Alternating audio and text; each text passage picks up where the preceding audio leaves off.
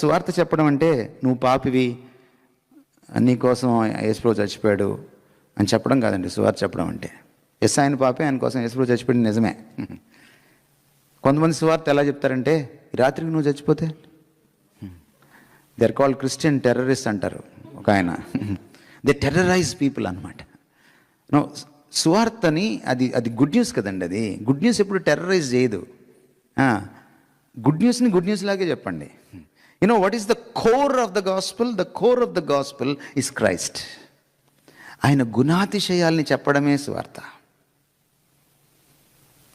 When people no, మీరు అన్యుల దేవుళ్ళని కూడా ఏమనక్కర్లేదండి, ఎవరిని మీరు ఏమనక్కర్లా. You talk about Christ as he is and you show him as he is and people will understand how unique he is. ఆయన అన్నాడు, మోషే ఇత్తడి సర్పాన్ని పైకెత్తినప్పుడు అనేకులు ఎలా స్వస్థత పొందారో, మనిషి కుమారుడు పైకెత్తబడినప్పుడు, అంటే సిలువ మీదకి ఎత్తబడినప్పుడు, సిలువ వేయబడిన ఈ క్రీస్తు అనేకులను ఆకర్షించుకుంటాడు అని అన్నాడు. సిలువ వేయబడిన క్రీస్తు వ్యక్తిత్వం ఎలాంటిదంటే అది అత్యంత ఆకర్షణీయమైన వ్యక్తిత్వం. అపోస్తల కార్యాల్లో మీరు చూస్తే, పరిశుద్ధాత్మ మీ మీదికి వచ్చును, మీరు భాషలతో మాట్లాడుదురు అనలేదు ఆయన. పరిశుద్ధాత్మ మీ మీదికి వచ్చును, మీరు ఎగిరి గంతులు వేస్తారు, వర్షిప్పులు చేసేస్తారు అని అనలేదు ఆయన. పరిశుద్ధాత్మ మీ మీదికి వచ్చును, మీరు శక్తిని పొందుదురు, మీరు భూదిగంతముల వరకు నాకు సాక్ష్యం చెప్తారని కూడా అనలేదు. మీరు సాక్షులై ఉందురు అని. You will be my witnesses. Being a witness is greater than talking a witness.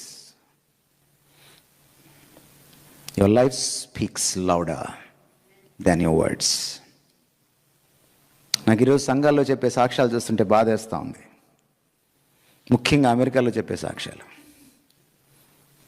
మీ సాక్ష్యాలు నిండా ఒకటే. నాకేమనిపిస్తుంది అంటే, సాక్ష్యం రాసేసి దాని కింద మీ పేర్లు రాస్తే సరిపోద్ది. ఎందుకంటే అందరి సాక్ష్యాలు ఒకటే. గ్రీన్ కార్డు సాక్ష్యాలు ఏమండి, వీసా సాక్ష్యాలు, లేకపోతే సిటిజన్షిప్ సాక్ష్యాలు, లేకపోతే ఉద్యోగంలో కష్టాలు, పర్మనెంట్ అయ్యే సాక్ష్యాలు, మహా అయితే క్యాన్సర్ వచ్చి తగ్గిందనే సాక్ష్యం, కొంచెం బెటరు, లేకపోతే పిల్లలు పుట్టే సాక్ష్యాలు. ఒక్క సాక్ష్యంలోనైనా మొన్నటిదాకా మా ఆయన మాట వినేదాన్ని కాదు, ఇప్పుడు వింటున్నాను.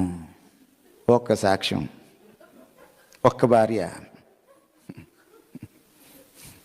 మొన్నటిదాకా మా ఆవిడ్ని సరిగ్గా ప్రేమించేవాడిని కాదు, నా ఉద్యోగాన్ని నా ల్యాప్టాప్నే బాగా ప్రేమించేవాడిని, ఇప్పుడు మారాను. ఒక్క సాక్ష్యం, ఒక్క సాక్ష్యం అయినా మా పిల్లలకి టైం ఇచ్చింది నేను ఎప్పుడూ లేదు. కాస్త టైం దొరికితే చర్చిలో వచ్చి హ్యాంగ్ అవుట్ అవ్వడమే తప్ప ఫ్యామిలీతో గడిపింది ఎప్పుడు లేదు.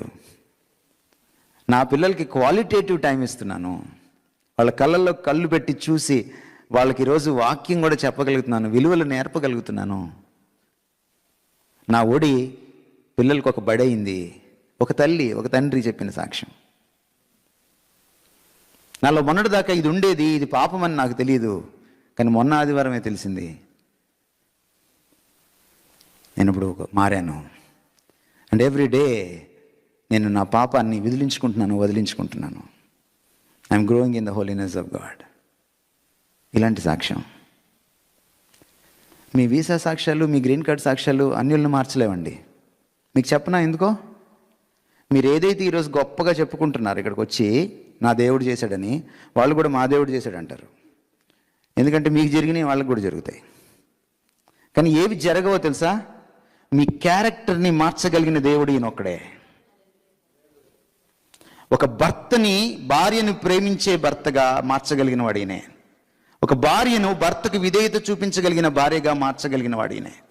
ఒక కోడల్ని అత్తని అమ్మలాగా చూసేలాగా చేయగలిగిన వాడు ఈయనే. ఒక అత్తని కోడల్ని కూతురులాగా చూసేవాడిగా దానిగా చేయగలిగిన వాడు ఈయనే. Now this transformation can transform the society outside. ఆయన గుణాతిశయాల్ని నువ్వు పుణికిపుచ్చుకోకుండా ఆయన గుణాతిశయాల్ని ఎలా ప్రచురం చేస్తావు చెప్పండి? ఆయన గుణాశయాలు ఏంటో నాకు తెలియకుండా, ఆయన ఎవరో తెలియకుండా ఆయన గుణాశయాలను ఎలా పుణికిపుచ్చుకుంటాను? Unless I know him, I cannot know how great he is, how great his excellencies are. Unless I adopt them into my character, I cannot show forth his excellencies to the society, to the world outside. That is the very purpose of our existence. Let me close.